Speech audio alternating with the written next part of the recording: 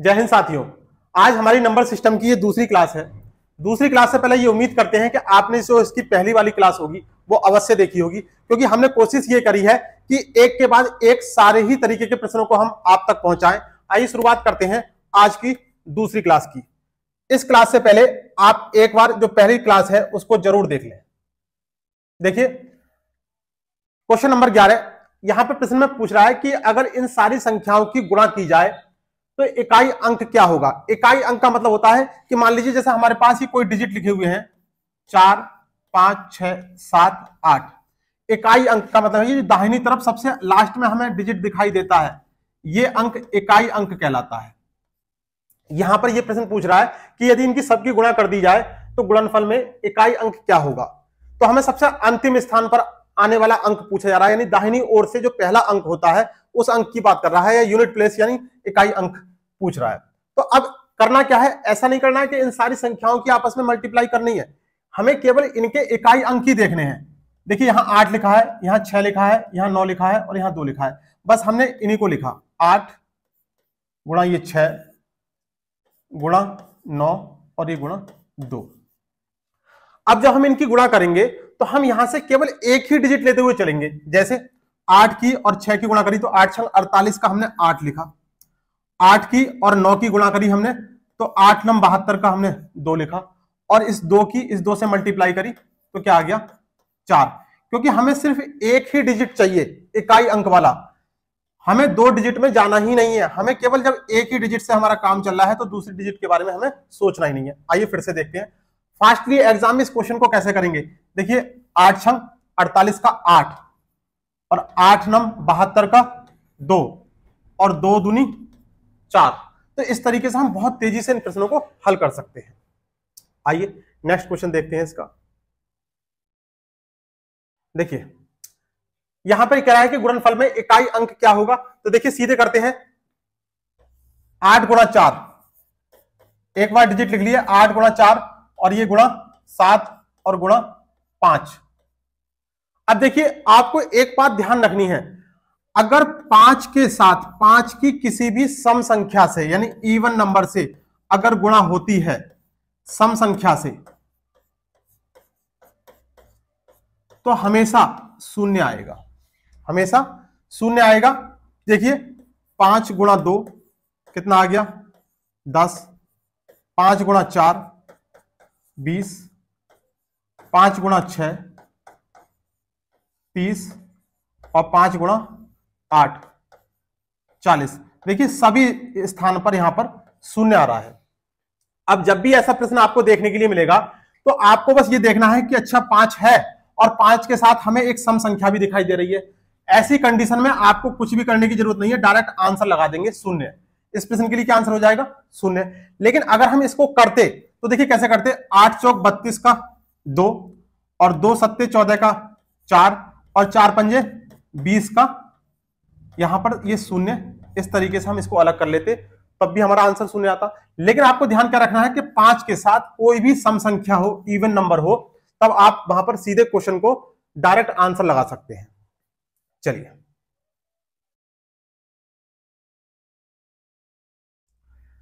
देखिए अब ये क्वेश्चन है इस तरीके का, बहुत ऐसे क्वेश्चन कई बार पूछे जाते हैं। 81 गुणा 82 गुणा 83 डैश और गुणा 89 के गुणनफल में इकाई अंक क्या होगा। तो देखिए केवल ये क्वेश्चन हमें डराते हैं, यहां कुछ भी करने की जरूरत नहीं है। जब हमने ये सीरीज शुरू करी है 81 से और 89 तक, तो कहीं ना कहीं एक संख्या हमें यह भी जरूर दिखाई देगी 85, और 85 अगर हमें दिखाई दे रही है तो इसके साथ हमें सम संख्या वाला डिजिट भी दिखाई देगा, 82 84 86 88। तो ऐसी कंडीशन में जब आपको यहां पर 5 दिखाई दे गया और 5 के साथ इवन नंबर भी है, तब आपको कुछ नहीं करना है, सीधे आंसर लगा देना है शून्य। अभी हमने बताया था कि 5 के साथ किसी भी सम संख्या की अगर गुणा करते हैं तो हमेशा शून्य आता है। चलिए तो इस प्रश्न के लिए आंसर क्या हो गया शून्य। नेक्स्ट क्वेश्चन देखते हैं। देखिए अब यहां आ गई बात पावर की, संख्या और संख्या पर लगी हुई पावर। तो इस क्वेश्चन को करने से पहले कुछ थोड़ा सा डिटेल में सीखते हैं। देखिए 7 की पावर 65, 6 की पावर 41, 3 की पावर 57। अब इन क्वेश्चनों को तेजी से कैसे बनाते हैं उससे पहले देखिए कुछ सीखते हैं। देखिए एक की अगर कोई भी पावर होगी तो हमेशा इकाई स्थान पर एक ही आएगा। 5 की कोई भी पावर होगी तो हमेशा इकाई स्थान पर 5 ही आएगा। 6 की कोई भी पावर होगी तो हमेशा इकाई स्थान पर 6 आएगा। यानी 1 के साथ, 5 के साथ और 6 के साथ सेम कंडीशन है।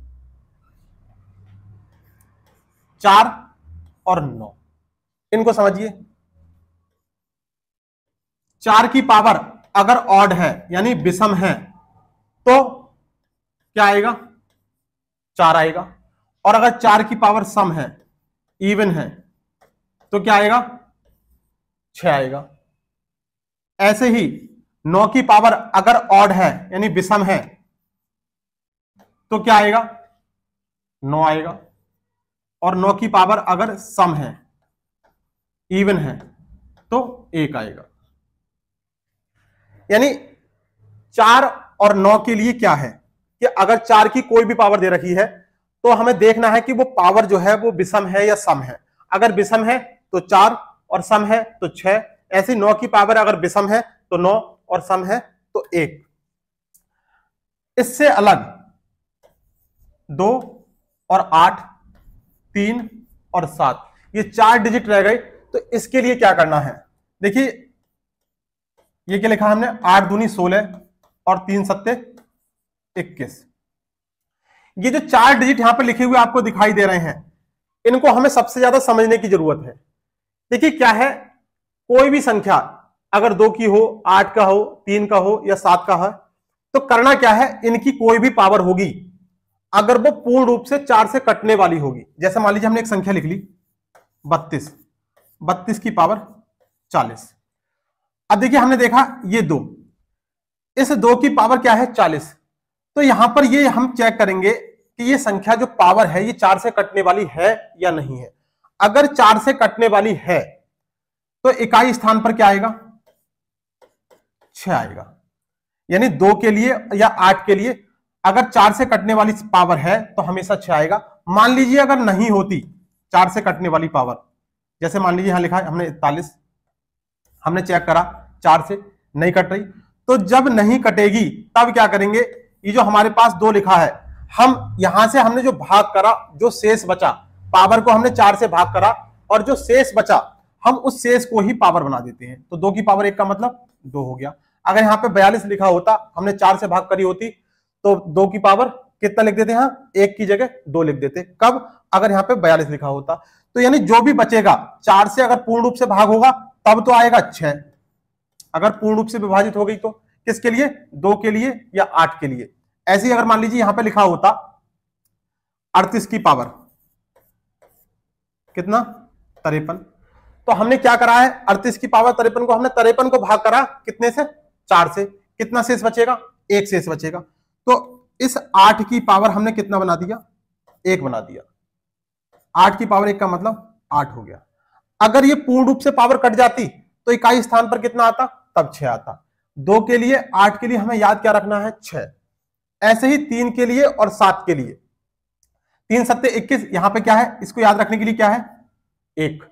अगर 3 और 7 देखिए क्या है, मान लीजिए यहां पे लिखा हुआ है 353 की पावर कितना लिखा है? 76।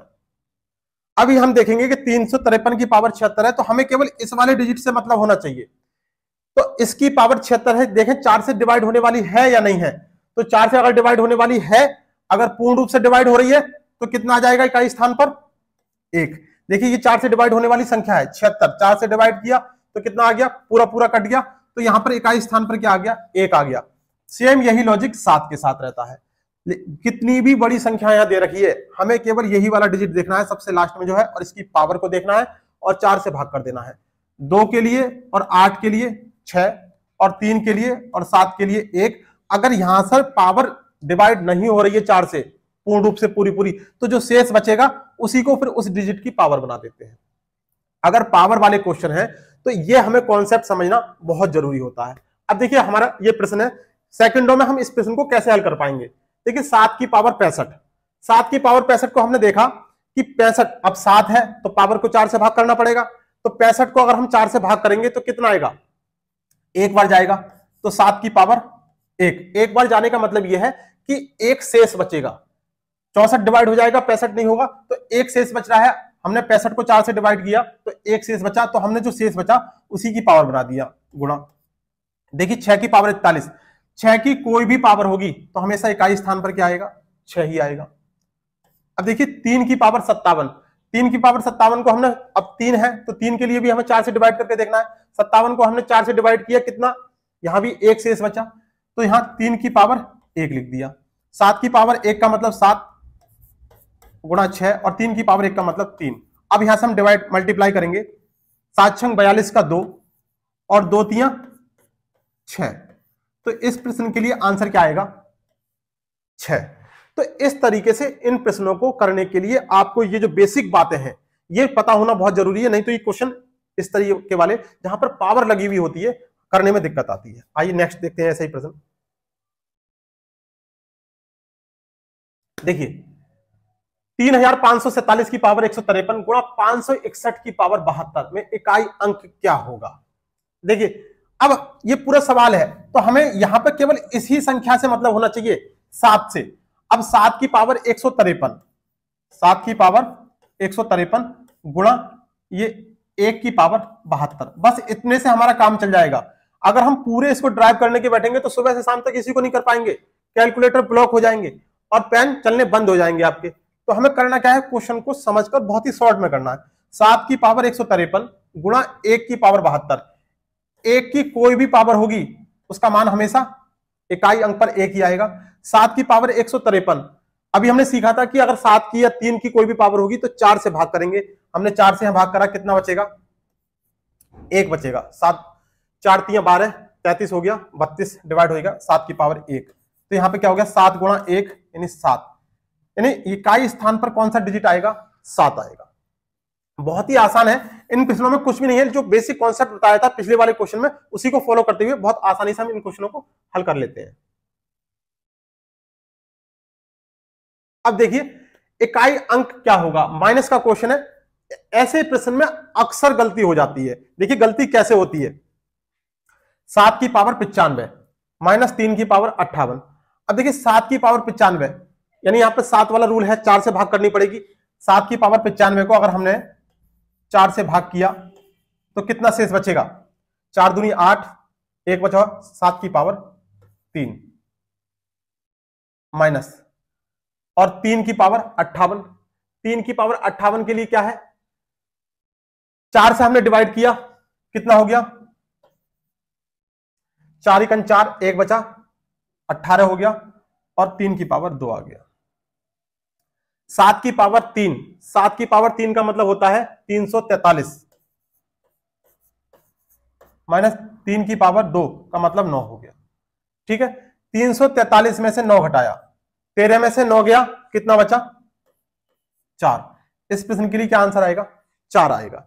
देखिए हमें अक्सर इस प्रश्न में क्या गलती होती है, 7 की पावर 3 को हमने 343 लिख लिया, अगर हम यहां से 3 लिखते केवल और माइनस यहां से 9 लिखते तो हम अक्सर क्या कर देते हैं कि अच्छा इनका अंतर कितना आ रहा है, 6 आ रहा है, और हम क्वेश्चन में 6 लगा देते हैं, जबकि वो क्या होता है, गलत होता है। अगर घटाने वाला प्रश्न है, माइनस वाला प्रश्न है, तो यहां से आपने 3 लिख भी लिया या सिंगल डिजिट लिख भी लिया, तो आपको ये देखना है कि 3 में से 9 घटाया जा सकता है। जब नहीं घटाया जा सकता है तो हम हासिल लेंगे, कैरी करेंगे, और जब कैरी करेंगे तो यहां पर 13 हो जाएगा, 3 की जगह 13, और 13 में से 9 घटाएंगे तो कितना आएगा, 4 आएगा। तो हमें ये माइनस वाले प्रश्न में अक्सर ये बात याद रखनी है, नहीं तो यहां पर मिस्टेक होने के चांस बहुत ज्यादा रहते हैं। देखिए ये सवाल प्लस का है, 5 की कोई भी पावर होगी, चाहे कैसी भी पावर हो उससे हमें मतलब नहीं है, 5 की कोई भी पावर होगी तो हमेशा इकाई स्थान पर क्या आएगा, 5 आएगा, प्लस 6 की कोई भी पावर होगी हमेशा 6 ही आएगा, 5 की कोई भी पावर होगी हमेशा इकाई स्थान पर 5 आएगा, 6 की कोई भी पावर होगी हमेशा इकाई स्थान पर 6 आएगा। हमने इन दोनों को जोड़ा, कितना आ गया, 5 और 6 11। हमसे पूछ रहा है इकाई स्थान पर अंक, तो 11 में इकाई स्थान पर क्या आ गया, 1 आ गया। इस प्रश्न के लिए यह आंसर होगा। देखिए टाइप चेंज है, क्वेश्चन है किसी संख्या को लगातार 3 और 5 से भाग करने पर शेष क्रमशः 2 और 1 बचता है। तो वह संख्या क्या होगी। कोई संख्या है जिसको लगातार भाग किया जा रहा है, तो देखिए जब भी ऐसा प्रश्न आपको करने के लिए मिलेगा तो पहले इसको सीखते हैं कैसे हल किया जाएगा। देखिए जिन संख्याओं से भाग करते हैं वो संख्या इधर लिखी जाएंगी, और यहां पर शेष कितना 2 और 1, यानी ये हमने भाजक लिख लिए ये, और ये हमने रिमाइंडर यानी शेषफल लिख लिया। तो वह संख्या पूछ रहा है कि वो कौन सी संख्या होगी। जब भी ऐसा प्रश्न होगा तो आप देखो इसको किस तरीके से करेंगे। यहां पर अपने मन से 1 मानेंगे, हमेशा x मानकर नहीं करना है, x मानकर यहां क्या कहीं पर कोई सवाल नहीं करना है। देखिए अब करना क्या है, ये जो हमने अपने मन से 1 माना है, इस 1 की मल्टीप्लाई यानी यहां क्या करेंगे, गुणा करेंगे। इस संख्या की जो हमने 1 माना है इसकी गुणा इस 5 से करेंगे, 1 पंजे 5, और ये वाली जो वैल्यू है जो शेषफल है ये हमेशा हम जोड़ेंगे, तो 1 पंजे 5 और 1 6, यही आगे करते जाएंगे। 6 तियां 18, 18 में ये जोड़ दिया तो 18 और 2 20। इस प्रश्न के लिए आंसर क्या होगा, 20 होगा। फिर से समझिए, बहुत ही महत्वपूर्ण क्वेश्चन है, अक्सर यहां पर गलती हो जाती है। हमने क्या करा, भाजक सारे एक तरफ लिख लिए जिनसे भाग करने के लिए कह रहा था, और शेषफल एक तरफ लिख लिए। सबसे नीचे हमने 1 लिखा, ऐसे किसी भी प्रश्न में हमेशा नीचे आपको 1 ही लिखना है। क्या करेंगे, जो भाजक होगा उससे मल्टीप्लाई करेंगे और शेषफल को जोड़ते हुए लिख देंगे। 1 पंजे 5 और 1 6, और 6 तियां 18 और 2 20। पूछ रहा है वह संख्या क्या होगी, तो संख्या क्या हो जाएगी, 20 हो जाएगी। चलिए आगे देखते हैं। देखिए ऐसा ही क्वेश्चन है, किसी संख्या को लगातार 3 5 2 से भाग करने पर शेषफल क्रमशः 1 2 1 बचता है। इसी संख्या को 15 से भाग करने पर क्या शेष बचेगा। अब यहां पर थोड़ा सा चेंजेस कर दिया है, लेकिन करेंगे क्या, सबसे पहले हम यहां पर वो संख्या ज्ञात करेंगे जो संख्या पूछी है। क्या, किस तरीके से, देखिए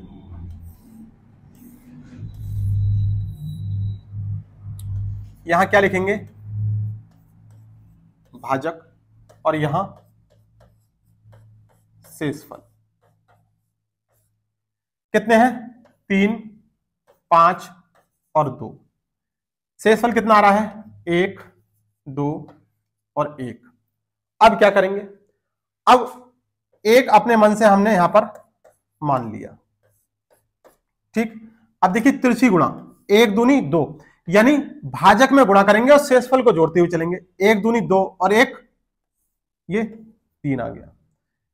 3 पंजे 15, 15 और 2 17, 17 तियां 51 और 1 52। अगर आपसे प्रश्न पूछता कि वह संख्या ज्ञात कीजिए, यानी जो पिछले वाले सवाल में पूछा था, तब हमारा आंसर क्या आ जाता, 52 52। लेकिन आपसे ये पूछ रहा है कि यदि इसी संख्या को 15 से भाग किया जाए, 15 से भाग किया जाए इसी संख्या को, जो संख्या हमारे पास आई है, तब क्या शेष बचेगा। 15 तियां 45, यहां क्या शेष बचा, 7 शेष बचा। तो अलग अलग छोटी छोटी चीजें होती हैं जो क्वेश्चन में बदलाव करती हैं। यहां पे क्या पूछा है, क्या शेष बचेगा, कितना शेष बचेगा, 7 शेष बचेगा। चलिए नेक्स्ट क्वेश्चन देखते हैं। देखिए यहां पर प्रश्न है, किसी संख्या को लगातार 5 3 2 से भाग करने पर शेष क्रमशः 2 2 1 बचता है। इसी संख्या को लगातार 2 3 5 से भाग करने पर क्या शेष बचेगा। देखिए बहुत ही अच्छा सवाल है, सीखते हैं पहले इसको। 5 3 2,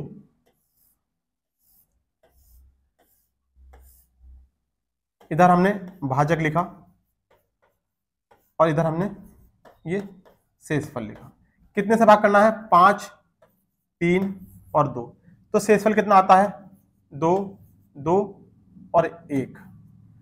इसी संख्या को लगातार, फिर पहले सबसे पहला हमारा काम ये रहेगा कि हम यहाँ पे संख्या निकालेंगे, उसके बाद भाग करने की बात कर रहा था, सबसे पहले संख्या निकाल लेते हैं।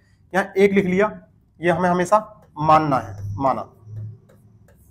देखिए 1 दूनी 2 और 2 और 1 ये 3 आ गया। 3 तियां 9, 9 और 2 11, 11 पंजे 55, 55 और 2 57। वह संख्या क्या आ गई, 57 आ गई। अगर प्रश्न पूछता कि संख्या ज्ञात कीजिए तब हमारा आंसर आ जाता 57। लेकिन हमसे ये कह रहा है कि उसी संख्या को, ये जो हमारे पास संख्या निकल कर आई है, उसी संख्या को लगातार 2, 3, 5 से भाग किए जाए, 2, 3 और 5 से भाग किए जाए तो शेषफल यानी ये चीज पूछी है, क्या बचेगा। कैसे करेंगे, देखिए अब 2 से 57 को भाग करेंगे, भागफल कितना आएगा 28, 28 दूनी 56, कितना शेष रह गया 56 में से, इसमें से घटाया तो 1। अब देखिए 3 से 28 को अगर हम भाग करेंगे कितना आएगा, 3 नम 27, कितनी बार जाएगा 9 बार, भागफल कितना आएगा 9। देखिए 9 3 27 और 27 में 1 जोड़ेंगे तभी तो 28 आता, तो 27 इसमें से घटा दिए, कितना आ गया 1। 5 से 9 को भाग करी कितनी बार जाएगा, 1 बार जाएगा, और कितना बच जाएगा 4। अगर 9 में से 5 को घटा देंगे 4 बच जाएगा। तो आपसे क्या पूछा है कि 2, 3, 5 से भाग करने पर क्या शेष बचेगा, शेष आपका क्या बचेगा 1, 1, 4, 1, 1, 4। तो इस तरीके से यहां पर ये 3 तरीके के क्वेश्चन यहां से पूछ लिए जाते हैं शेषफल में। चलिए आज की क्लास में बस इतना ही, जल्दी मिलते हैं नंबर सिस्टम की तीसरी क्लास में। आज के लिए बस इतना ही, धन्यवाद।